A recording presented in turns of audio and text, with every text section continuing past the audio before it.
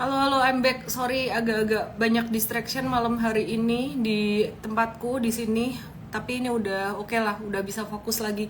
Yuk kita langsung aja lanjut lagi.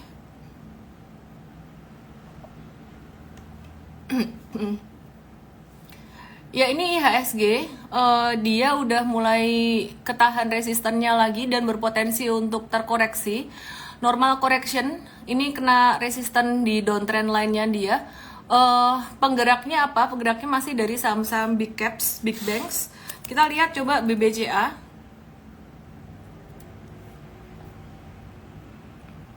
Ya kita lihat BBCA ya. BBCA-nya di sini kan kemarin sempat naik terus kemudian koreksi. Dia kenapa merah duluan? Karena dia keluar result duluan.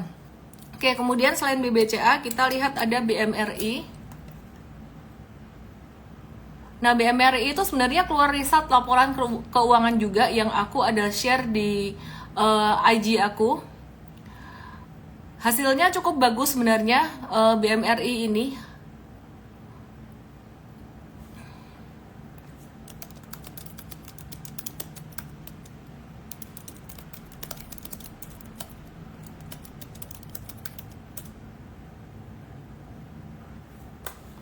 Nah, perhatikan di sini. Meskipun hasilnya bagus, ini lagi di resisten banget. Jadi lagi tinggi-tingginya. Lagi tinggi-tingginya di sini nih. Jadi dia masih bisa berpotensi untuk terkoreksi, masih bisa potensi turun ya.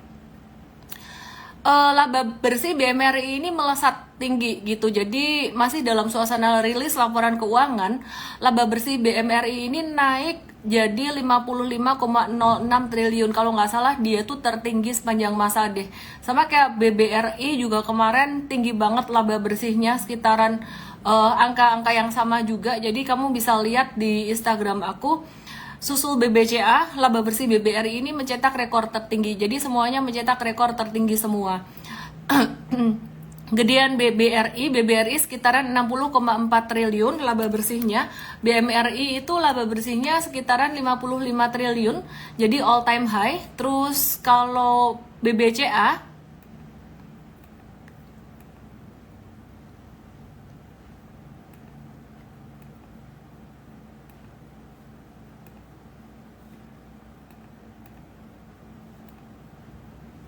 dia juga, kalau aku nggak salah ya kemarin ya angkanya aku lupa ingat, BBCA ini dia juga all time high juga. Jadi BCA, BMRI, BBRI ini laporan keuangannya sekitaran laba bersihnya tinggi. BBRI 60T, iya benar 60T. Ini di konten aku juga 60,4 triliun. Bisa dilihat di sini ya detailnya ya. Gitu. Jadi ini aku bahas BBRI, yang ini bahas BMRI, ini bahas BBCA dan BBNI. BBCA 48T, iya. Jadi tiga-tiganya mencapai level all time high semuanya. Nah, ini ada yang bilang ngeri nih kalau udah all time high kayak gitu. Gimana nih? Sebenarnya ini menunjukkan bahwa Indonesia tuh masih oke, penyaluran kreditnya juga masih oke. Cuman secara teknikal memang udah ketinggian banget. Jadi secara teknikal harga sahamnya udah ketinggian banget. Jangan dikejar di atas. Ya ini udah ketinggian banget. Jadi agak-agak dikurangin. Untuk porsinya boleh. Kalau mau profit taking boleh. Kalau misalkan mau nunggu juga nggak apa-apa. Kalau aku lebih ke arah nunggu. Oke, terus kemudian kita akan lihat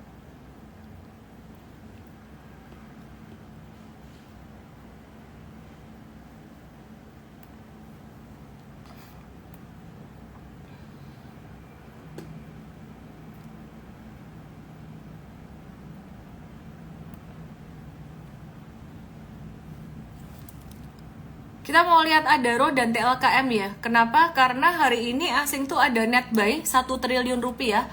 Itu ada di BCA, TLKM, BBRI, BBNI, dan juga Adaro. Nah, kita mau lihat di TLKM. TLKM ini kabarnya gimana? Ada yang menarik di monthly chartnya. Aku bahas monthly chartnya dikit deh. Si TLKM. Bentar ya, yang sektor lainnya. Aku bahas penggerak indeks dulu. Seperti biasa, aku bahas penggerak indeks. Ini TLKM sekarang lagi di resisten loh, di resisten monthly-nya. Jadi untuk sementara kita di MVS tuh kita nggak masuk di sini nggak agresif lagi gitu, meskipun ada masuk dalam indeks atau portfolio kita untuk investasi jangka panjang, tapi sekarang kita lagi posisi wait and see untuk TLKM-nya karena udah agak-agak tinggi, valuasinya udah tinggi. Oke, terus kemudian kita mau lihat Adaro. TLKM daily belum ya? Oke, kita lihat TLKM daily. TLKM daily-nya dia mau breakout. Jadi wait and see dulu. Kalau yang investing ini ketinggian, tinggal ngehold aja. Kalau yang trading ini kita akan watch untuk trading breakout. Buy breakout sekitaran 4040-an di sini gitu. Oke, sabar ya. Aku mau bahas Adaro.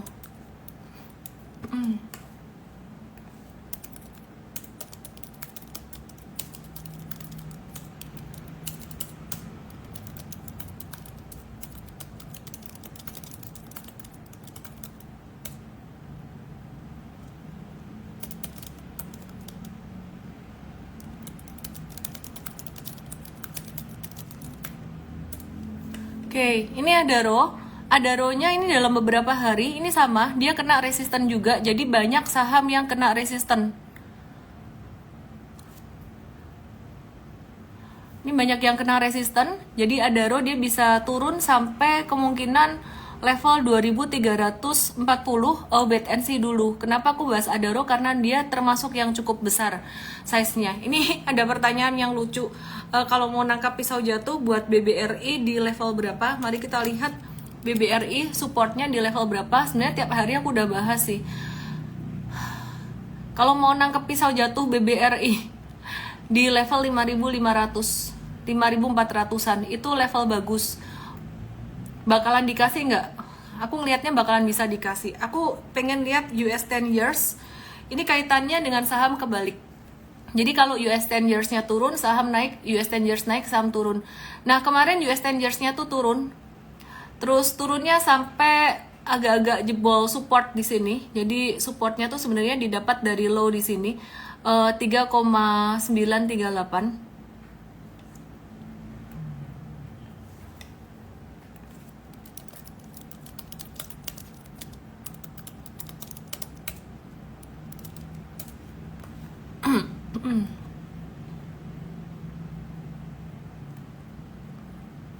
Aku turunin supportnya ya. Yang kemarin kita kan ambil supportnya di end of body. Aku turunin supportnya di sini untuk US 10 years bond yield, dan perhatikan dia ketahan di area support ekornya. Ya aku pakai support ekor aja di sini. Ini ketahan hijau di sini. Jadi ini lumayan menolong IHSG kita juga. Kalau US 10 years-nya turun, IHSG-nya naik. Cuman IHSG kita lagi di resisten banget, dan US 10 years-nya udah mulai muntup-muntup hijau lagi, sehingga kemungkinan US 10 years bisa naik begini dan saham bisa terkoreksi. Nah, kita lihat juga untuk nilai tukar US dollar terhadap rupiah.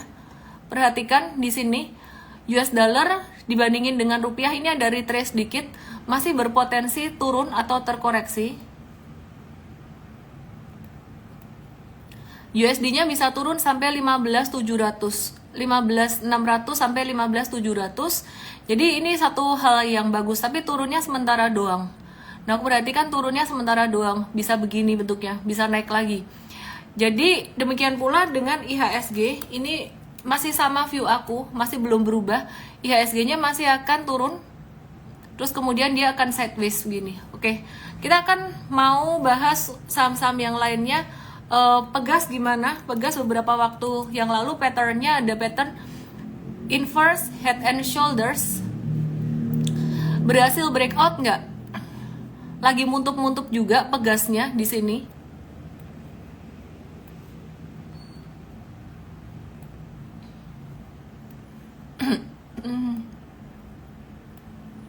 Ini Pegasnya lagi muntup-muntup di sini. Ini breakout dari 1 Februari ini, ada breakout dikit tapi keluar ekor lagi. Hari ini tadi breakout dikit keluar ekor lagi, tetap bisa di watch buat Pegasnya. Jadi dalam jangka pendek bisa ke 1240. Terus kita lagi lihat saham MBMA. MBMA ini termasuk salah satu winnernya M-Trade beberapa waktu yang lalu. Kita sempat ada tradingin beberapa kali tuh hijau terus. Jadi jangka menengah kita sempat cuan 14-20% dari tanggal 5 Januari sampai 23 Januari. Kita lihat ya sekarang posisinya gimana, analisisnya gimana. 5 Januari itu di mana? Di sini. 23 Januari. 23 Januari itu di sini. Nah, udah jualan di sini pas dia belok ke bawah. Sekarang kita lihat patternnya MBMA ini, dia lagi ada satu pattern bullish. Bentuknya kayak gini.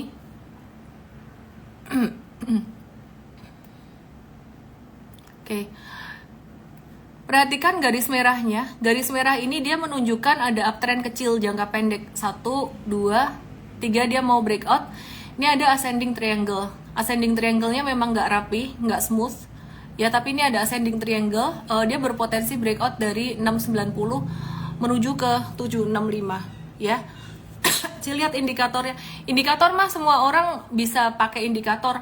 Ini cuma pakai MA 20, 50, 100, 200 dan volume. Indikator bukan jadi rahasia kita. Kita lebih bagaimana cara membaca cycle-nya secara utuh dan juga pada money management-nya di super trader kayak gitu. Oke, jadi MBMA ini kalau misalkan mau beli nunggu breakout 690 boleh, atau sekarang juga nggak apa-apa. Tapi kalau sekarang sebenarnya agak-agak spekulatif, tapi aku suka lihat pattern volumenya bagus. Nah, selain MBMA dari sektor EBT, PGEO ini juga menarik, cuman mesti hati-hati.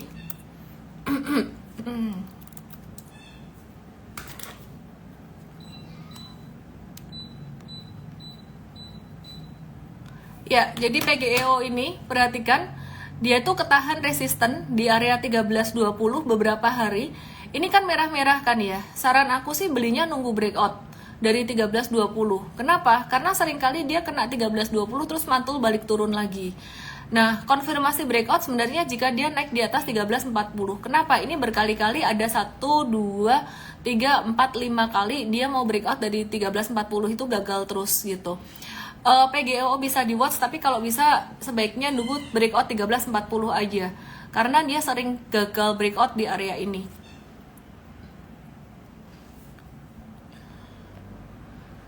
Aku random bahas sahamnya ya.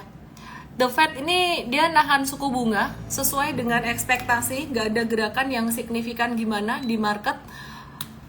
Dan udah mempertahankan suku bunga tuh 4 kali berturut-turut dalam posisi tertinggi dalam 23 tahun di level 5,5%. Tapi investor masih menanti penurunan suku bunga yang kemungkinan akan dilakukan pada bulan Juni nanti.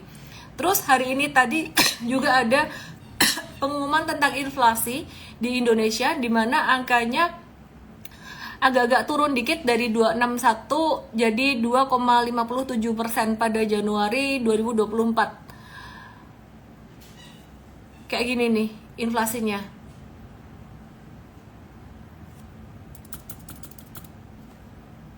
Aku kasih lihat gambarnya ya.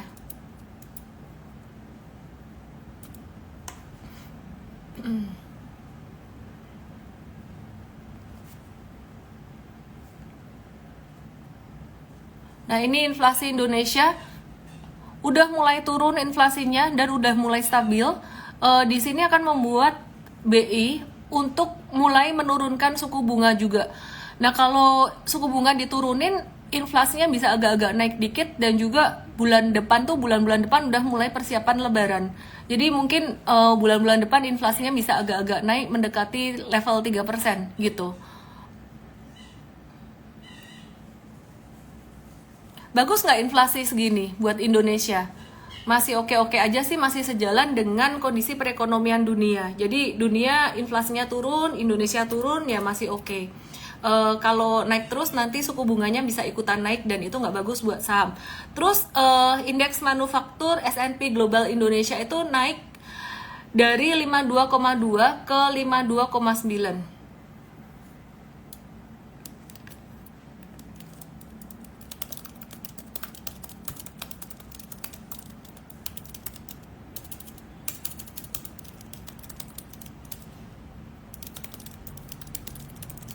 Oke, ini aku mau kasih lihat gambarnya.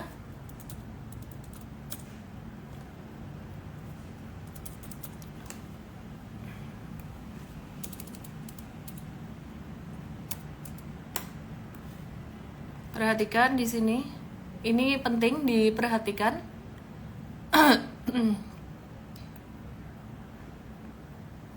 Ya, ini PMI Indonesia ini menunjukkan aktivitas manufaktur atau pabrik di Indonesia. Sempat melambat banget di bulan Mei 2023 dan membaik lagi di Juni 2023. Terus di sini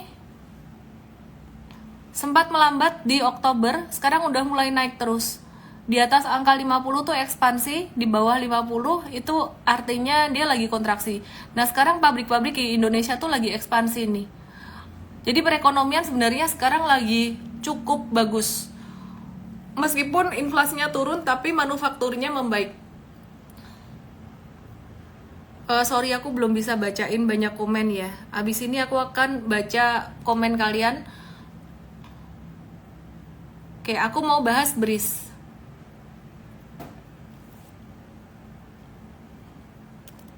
Laporan keuangan BRIS gimana? Masih balik ke perbankan ya.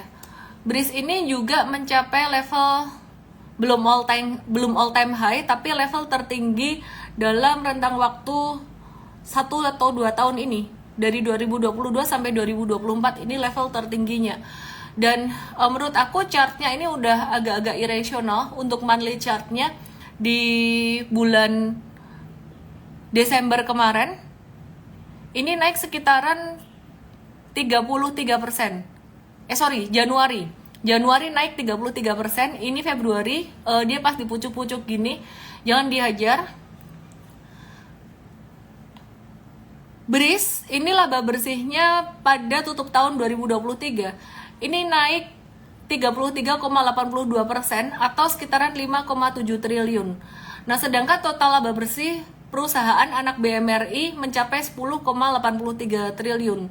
Nah, karena itu BRIS jadi kontributor terbesar ya dalam pencapaian kinerja BMRI, yakni 52,6% dari total laba bersih perusahaan anak perusahaan BMRI gitu.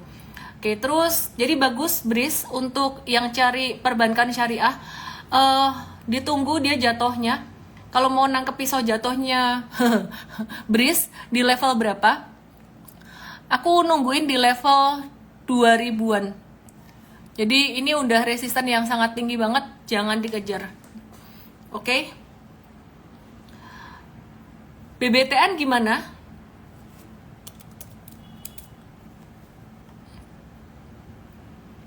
Masih sideways, justru yang bisa dinanti lebih dekat ini BBTN, karena BBTN ini udah turun lumayan signifikan. Masih bisa turun lagi kemungkinan sekitar level 1255 sampai 2060. Wait and see di situ. BNGA ini ngejawab pertanyaan Bilan. BNGA ini bagus. Cuman kita nunggu diskonnya juga ya. Kemarin kita ada pantulan dikit, kita masuk ini kayaknya bakalan sideways dulu BNGA-nya. Ya, jadi bisa masuk watchlist juga kalau misalkan mau nunggu saham-saham yang lagi turun.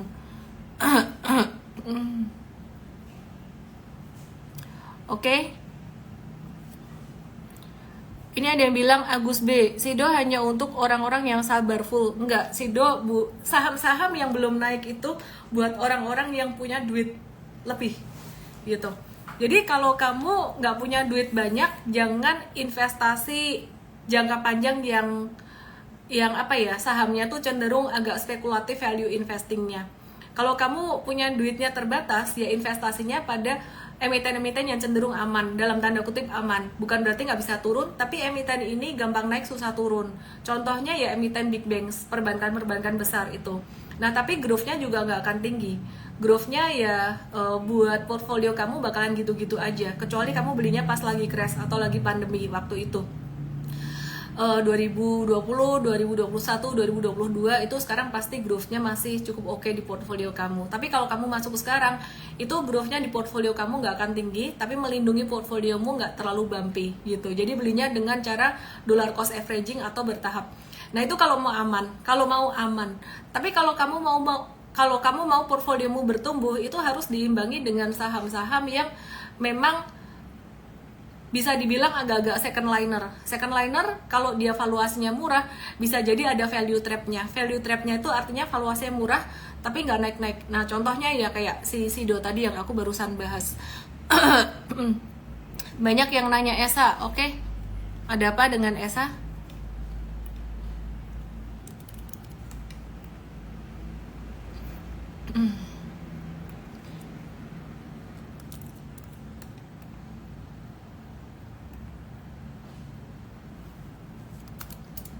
Oke, kita bahas ESA ya.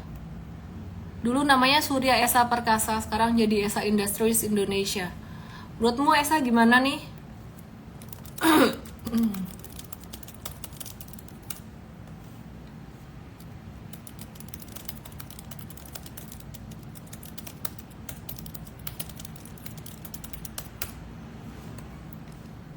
ESA gimana nih?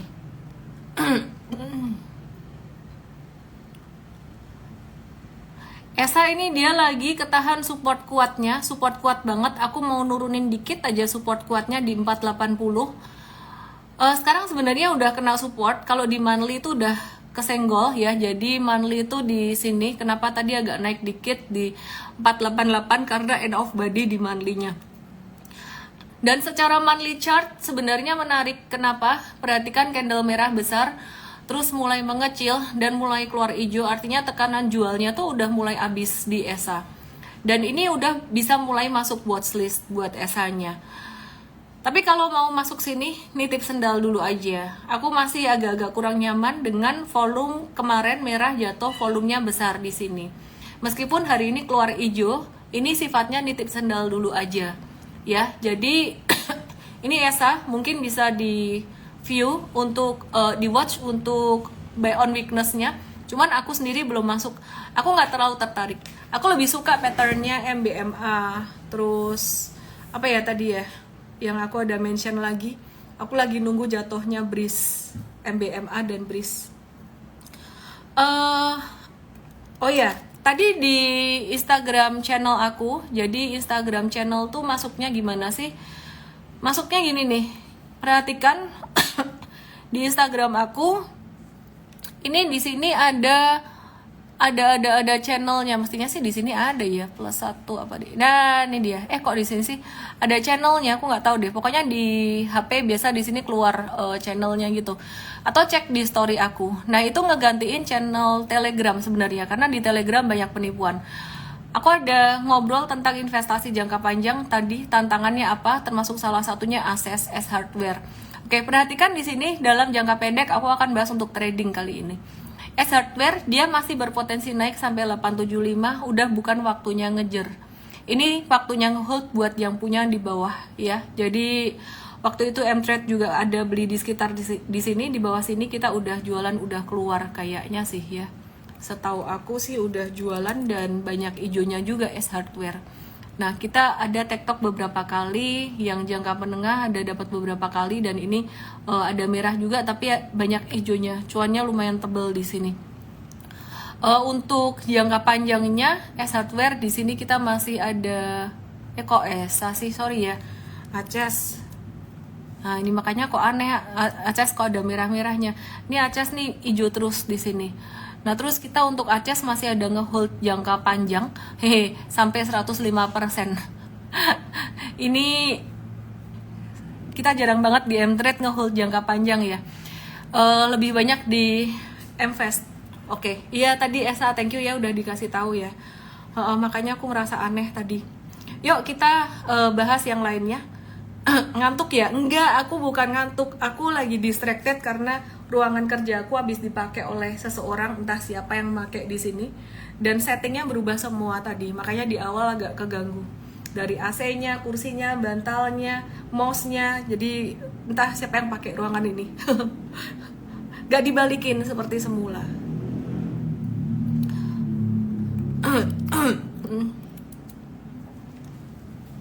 ASII gimana? Oh ya, aku ada bikin YouTube tentang ASII. Aku ada bikin YouTube tentang ASII. Kamu kalau mau cari YouTube aku gampang. ellendesme.com /YouTube atau mtrade.id /YouTube. Ini dilihat aja, aku tadi ada bahas ASII di sini, jadi aku nggak bahas lagi, mungkin aku bahas secara tradingan jangka pendek aja. Aku bahas ini, ASII akankah anjlok seperti Unilever? Ini pertanyaan banyak orang. Ya jadi aku ngumpulin, wah ternyata banyak orang yang nanyain itu, jadi aku bahas di situ. Oke, di situ ada banyak pertimbangan untuk investasinya, sedangkan untuk trading aku bahas di sini, bahas dikit di sini. Ini turun dengan volume transaksi besar, jadi buangannya masih banyak. Naiknya volumenya kecil, jadi be very careful, di sini masih bisa turun lagi buat asanya. Intinya buat jangka pendek kayak gitu, sedangkan selengkapnya jangka panjangnya termasuk fundamentalnya itu ada dibahas di YouTube aku. Jadi di YouTube aku di sini mungkin aku spill dikit dalam setahun berisik. Berisik. Ya, aku spill dikit di sini, aku bahas secara teknikal dan di sini ada sedikit tentang fundamentalnya ya. Jadi aku coba bahas sepraktis mungkin supaya teman-teman bisa ngerti, bisa paham. Nah, ini ada beberapa data fundamental yang mungkin bisa membuat kalian bisa lebih memahami apa yang terjadi sekarang ini dan gak ketakutan gitu. What to expect kalau BYD masuk ke Indonesia, bakalan keganggu ASII kah dan sebagainya. Andi Bintara Chandra, buang dulu ASII, nanti saya ikut nampung. Iya, ASII sekarang jangka pendeknya memang lagi downtrend. Jadi kalau kamu trading just keluar dulu. Oke, terus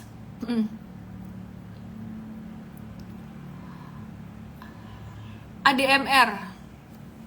Let me cek ya di ADMR. ADMR tuh menarik. Aku bakalan watch ADMR juga.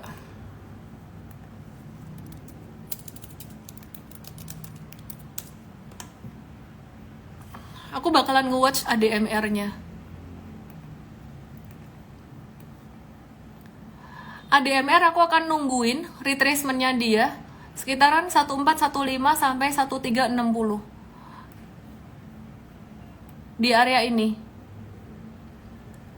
Ya, jadi ADMR ini layak untuk di-watch. MBMA, ADMR layak untuk di-watch. Bagus. KLBF aku bosan bahas KLBF. Jadi aku skip KLBF-nya. Aku mau bahas AMMN yang masih ada keterkaitan di sini. AMMN jujur sebenarnya aku masih berhati-hati karena masa distribusinya dia belum berakhir. Dan aku sebenarnya nggak suka dengan pattern ini. Di sini nih banyak banget big money yang cuannya tuh udah banyak dan mereka belum buang barang, masih punya barang. Kesimpulannya semua dalam posisi cuan di sini. Kalau semua posisi cuan, semua punya barang, terutama barangnya modal bawah. Terus gimana dong? Yang pegang investor-investor gede semua, mereka mau cuan juga. Cara merealisasikan cuannya gimana? Dengan cara dijual dong. Jadi aku melihat di sini masih ada gejala-gejala atau tanda-tanda distribusi. Jadi mesti hati-hati untuk AMMN-nya. Gitu. Kalau misalkan mau trading buy, kalau breakout 77 75, nitip sendal aja, jangan banyak-banyak.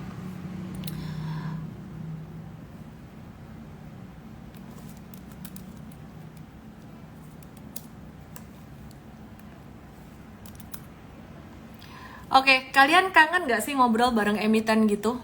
Kalau misalkan di YouTube aku kasih spill dikit emitennya, ngomong dikit, kasih komentari dikit gitu, kalian mau nggak? BRPT gimana? BRPT lagi di supportnya, dia bakalan sideways antara range 1015 sampai 1125 ya. Sido banyak banget yang nanyain Sido.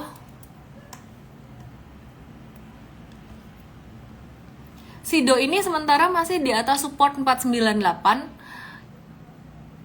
nggak kemana-mana, masih nggak kemana-mana. Dia antara 498 sampai 510, dia cuman kurang kurang amunisi aja. Nggak ada investornya di sini, nggak ada player gedenya, jadi nggak ada investor asing yang masuk ke sini, gitu loh. Padahal ini sebenarnya emiten yang bagus, tapi ini nggak ada gasnya. Jadi yang di sini itu kebanyakan retail dan juga lokal, asing belum masuk ke sini. Kayaknya nunggu giliran sektor yang lain dulu. Consumer good belum banyak yang jalan, baru yang gede-gede. Jelang pemilu biasanya consumer good naik, tapi kali ini enggak. Jadi cuman ICBP aja yang kemarin naiknya lumayan stabil di sini. Jadi buat Sido wait and see dulu aja ya. Avia ini geraknya dia bakalan mirip dengan sektor properti. Plan Sido bangun pabrik di luar belum ngaruh ya. Apa yang membuat harga saham naik itu berbeda dengan apa yang membuat perusahaan itu maju.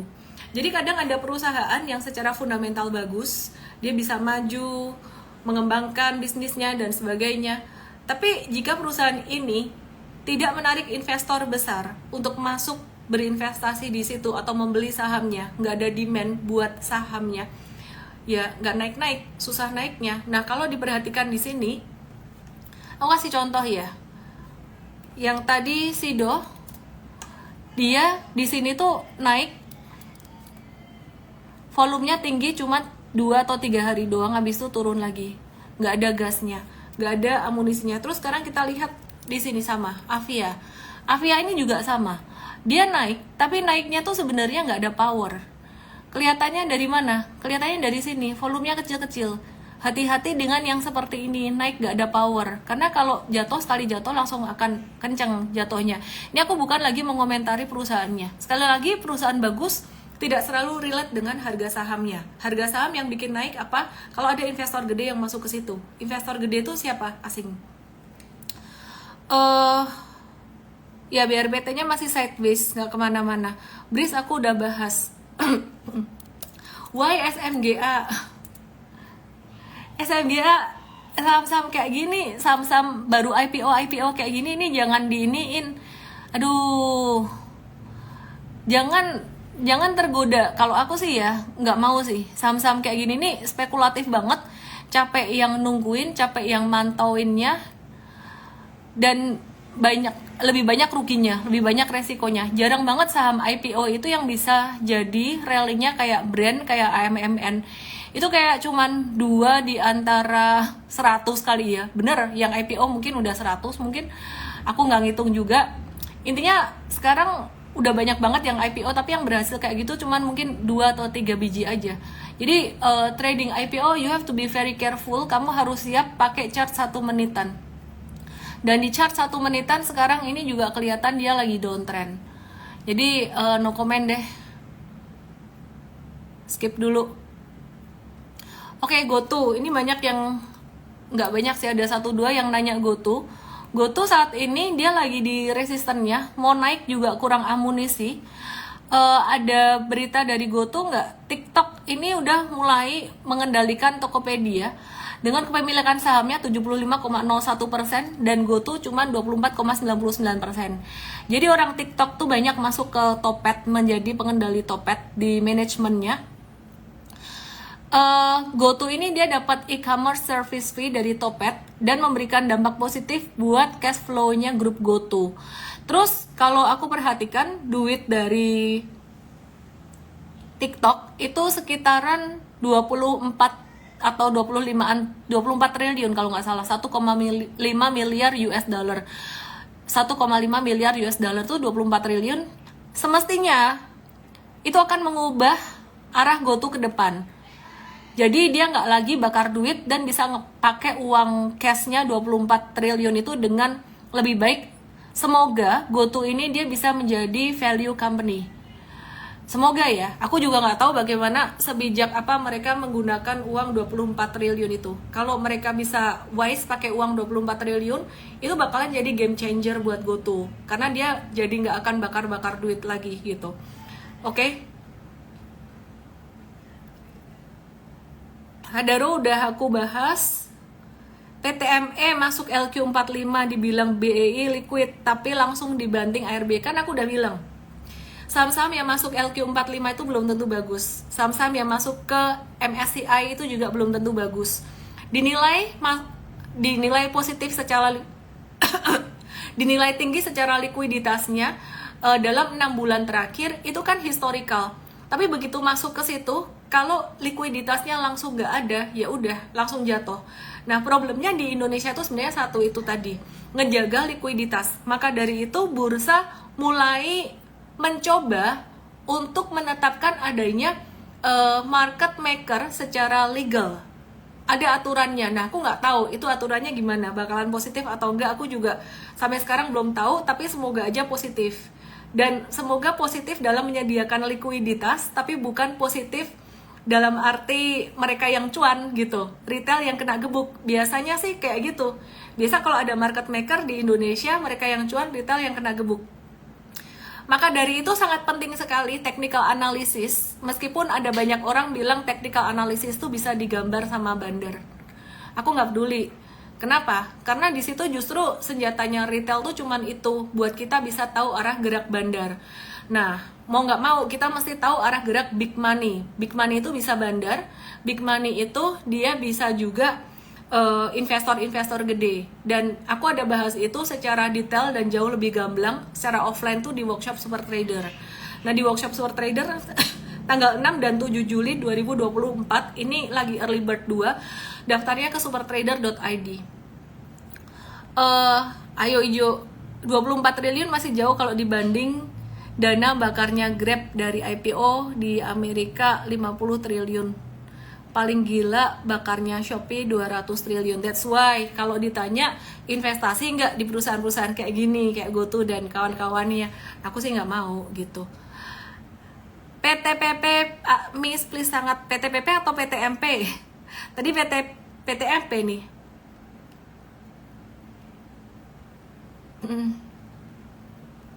PTPP.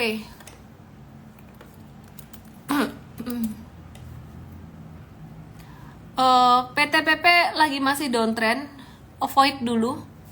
Sekalian PTMP.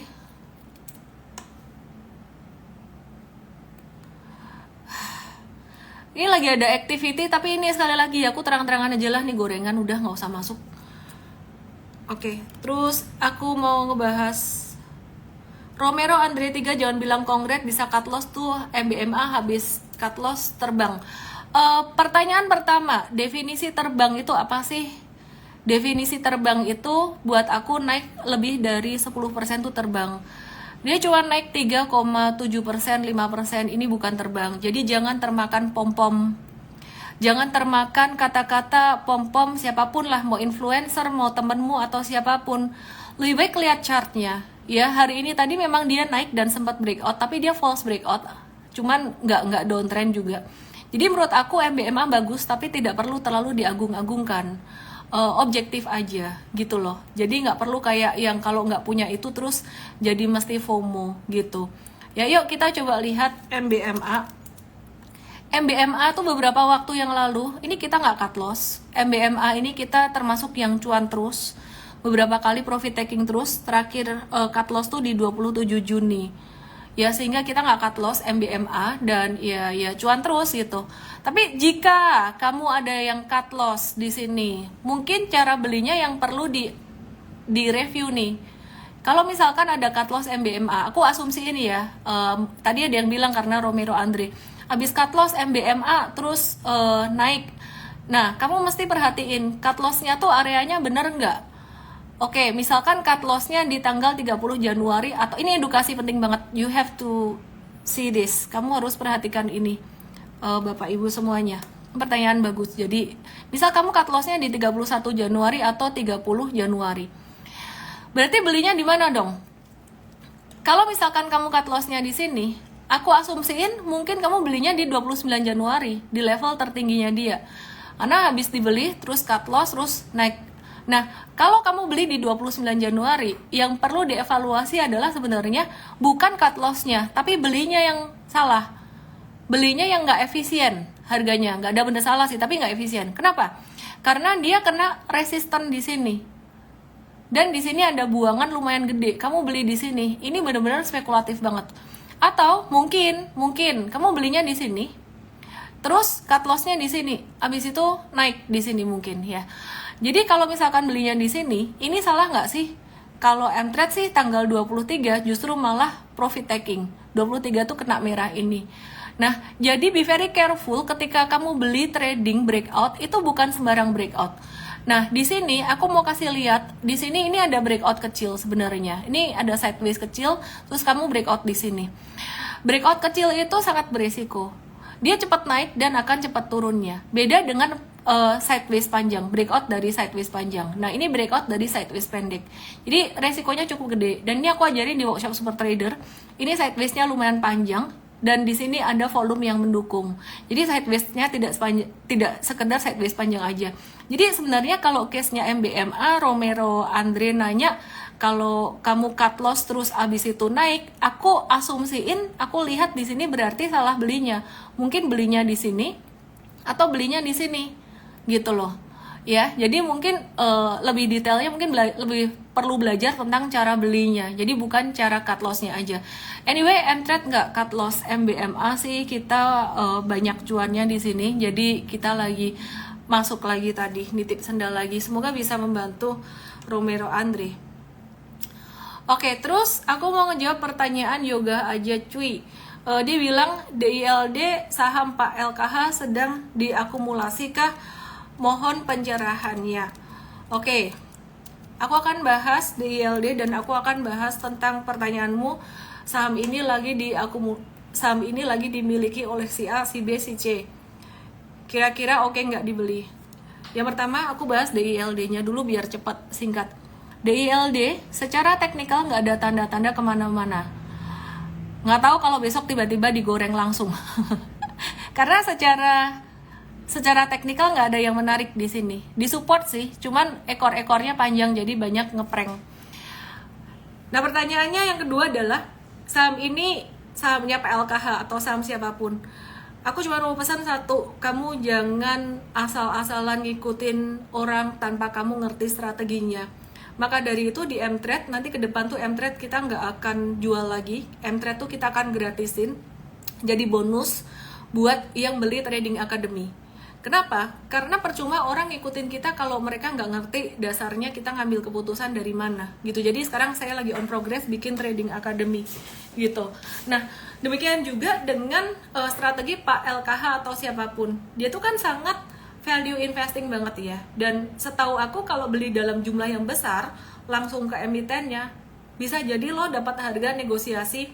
Warren Buffett pun begitu. Dia dapat harga negosiasi dari emiten. Dapat harga yang lebih murah dibandingkan harga pasar. Kamu bisa nggak dapat itu? Nggak bisa kan? Nah, itu udah beda lagi. Kondisinya udah beda lagi. Yang kedua, time horizon investasi. Dia udah siap dengan investasi jangka panjang yang dia mengalami naik turun yang luar biasa. Nah, sekarang investor retail baru beli ASII aja baru rugi berapa ya? Mungkin 15-20% udah stres. Padahal tuh ASII, perusahaan yang benar-benar ya ada gede gitu loh, perusahaan yang gede. Intiland juga ada perusahaannya, cuman kan size-nya jauh lebih kecil. Nangkep nggak yang aku maksud di sini? Ya, jadi jangan ikut-ikutan aja. Oke. Udah hampir jam 9. Wow, nggak berasa nih aku jarang-jarang IG live hampir 1 jam. Ini ada yang bilang emiten yang LKH masuk itu 2-3 tahun baru berbuah. Pak LKH dia mah nggak peduli, sebodoh amat. Kalau mungkin ya harga saham naik turun itu nggak terlalu ngaruh signifikan. Kenapa? Karena mungkin bantalan cuannya dari tahun-tahun yang sebelumnya, bertahun-tahun sebelumnya juga udah banyak dan pasti ada ruginya. Jadi kamu jangan cuma ngelihat cuannya doang gitu loh. Ya aku nggak tahu beliau ceritain ruginya atau enggak gitu. Kalau di Mtrade kan kelihatan untung rugi semuanya kelihatan. So anyway teman-teman. Aku tiba-tiba keinget lagi pertanyaan Romero Andre. Jangan kasih kongret dong buat yang cut loss. Tetap aku kasih kongret kalau kamu cut lossnya pakai cara yang benar dan ngikutin sistem. Artinya aku kasih kongret bukan karena kamu rugi. Aku kasih kongret karena kamu mengerti sistem dan ngikutin sistem. Masalahnya banyak orang yang cut loss tuh nggak ngerti sistemnya gimana. Jadi langsung aja teman-teman belajar di workshop Super Trader tanggal 6-7 Juli. Aku jarang banget ngadain workshop offline, kayak setahun tuh cuman 2 kali aja dan udah di Januari kemarin, yang kedua nanti di Juni. Jadi ini yang terakhir di tahun 2024. Langsung aja ke supertrader.id ya, mumpung masih early bird 2 karena nanti investasinya bisa naik lagi. Itu aja dulu ya, semoga bisa bermanfaat. Salam profit, good night.